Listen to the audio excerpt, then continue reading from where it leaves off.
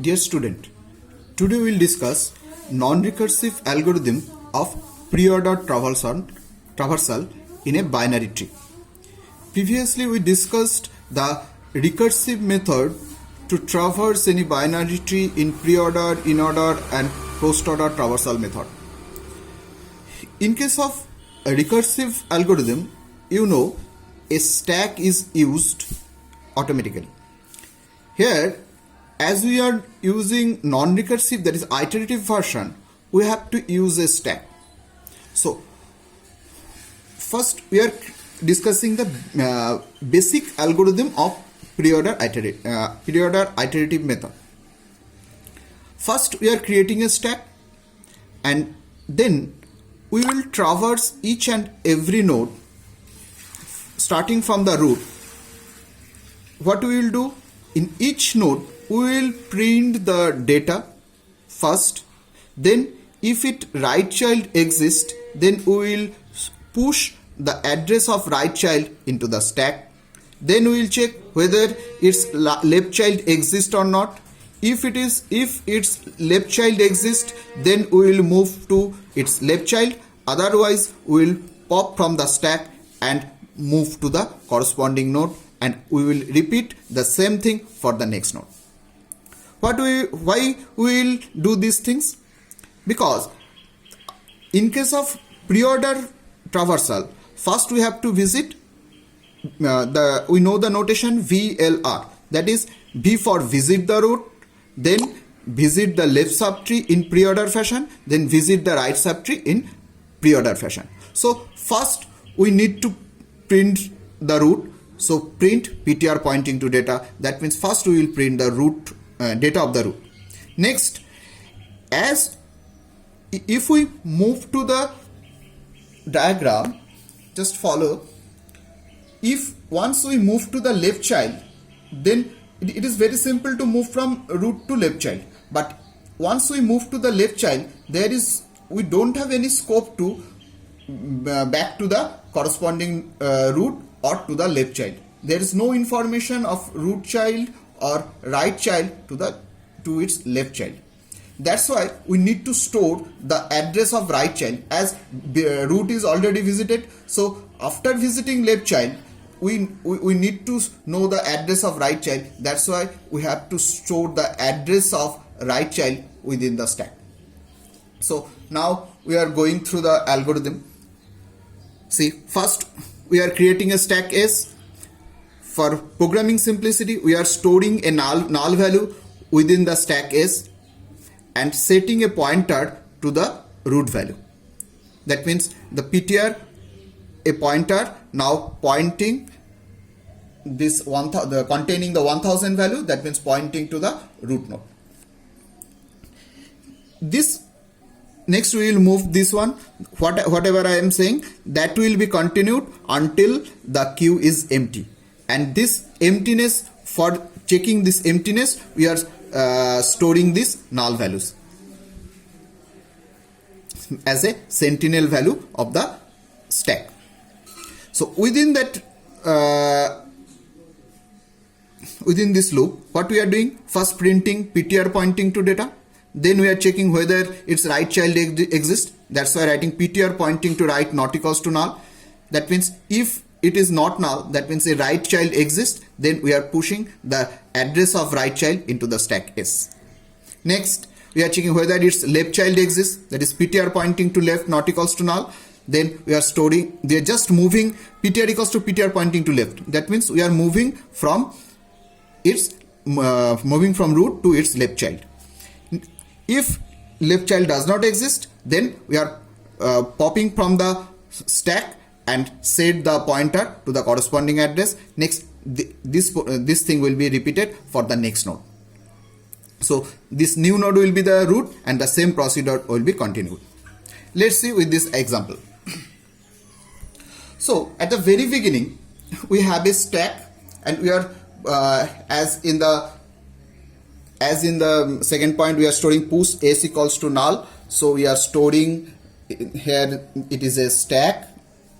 This is a stack S, and we are storing null values here. Next point is set ptr equals to root. So as the root containing the value 1000, so we are writing ptr equals to 1000. This is our initial state. Now the loop begins while ptr not equals to null. So condition root is 1000. If the tree exists, then ptr equals to, within the loop we are printing ptr pointing to data. As ptr is 1000, so ptr pointing to data, so 48 will be printed first. So 48 will be printed first. Next, ptr pointing to right not equals to null. In this example, ptr pointing to right is 3000. So we will store this 3000 within the stack S. So 3000 will be stored here.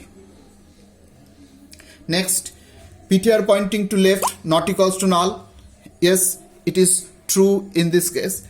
This value contains 2000. So ptr pointing to left, so ptr will be ptr pointing to left. So the new value of ptr will be 2000. So new value of ptr will be 2000. So it will be loop back. Now print ptr pointing to data. Now ptr is 2000. So 2000 pointing to data, that is 34 will be printed next. Again we will check ptr pointing to right not equals to null. Yes, true. Ptr pointing to right is here 4000. So 4000 will be pushed within the stack. So 4000 is stored here. Next, ptr pointing to left not equals to null. Yes, now ptr is null. Current value of ptr is 2000. So ptr pointing to left is null. As it is null, so else part will be executed. So ptr equals to ptr equals to pop s. So the top element of the stack s will be,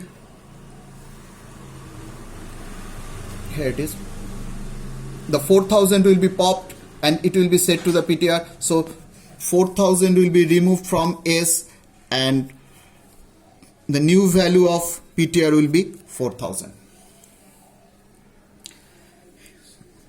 So it comes to the end of while. It will be loop back. Now print ptr pointing to data. Current value of ptr is 4000. So 4000 pointing to data, that is 45 will be printed next. So 45 prints.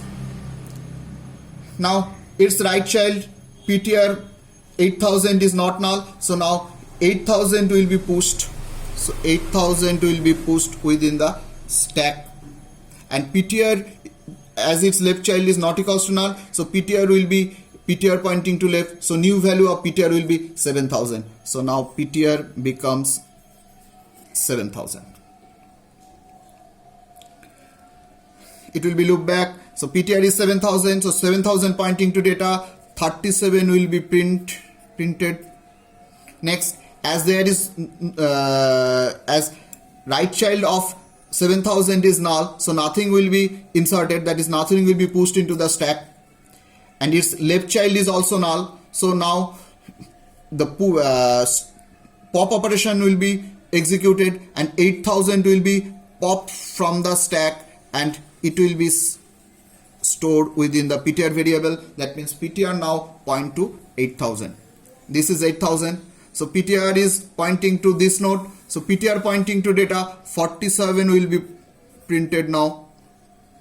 After printing 47, its right child is also null, so nothing will be pushed. Its left child is also null, so it will be popped from the stack.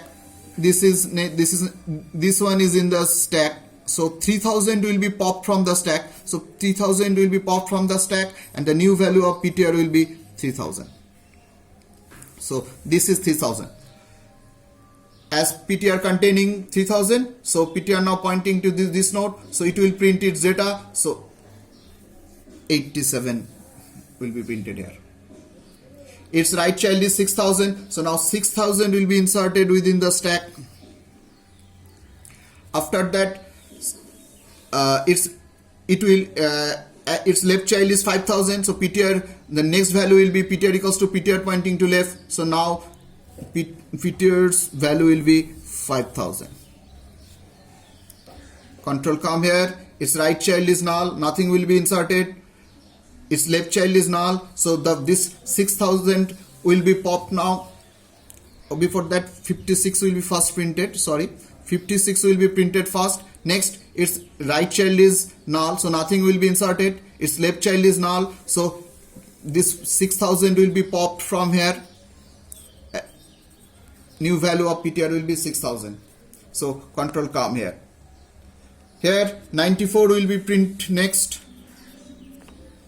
So 94 is printed here, and its right child 10,000 will be inserted within the stack, and the new value of ptr will be 9000. So it becomes 9000. So control come here. Next it will print 90, its data. Its right child is null, so nothing will be inserted. Its left child is null, so it will pop. It pops 10,000, and this value will stored within ptr. So control come here. Next it will print 99. Its right child is null, so nothing will be inserted. Left child is null, so it will pop from the stack. Now we're looking to the stack. Nothing is within this stack, only the null value is there, so this null value will be popped now, and it will set to ptr. Now come to the algorithm. So this ptr equals to pop of s pops this null value. Now the value of ptr is null, so after end of a while ptr is become null. This while condition is false, so control come here, come out from this loop, and the stop statement will be executed. So our preorder traversal is completed. Just look this. So we get 48, 34, 45, 37, 47, 87, 56, 94, 90, 99, which is the preorder traversal sequence of the above tree. Thank you.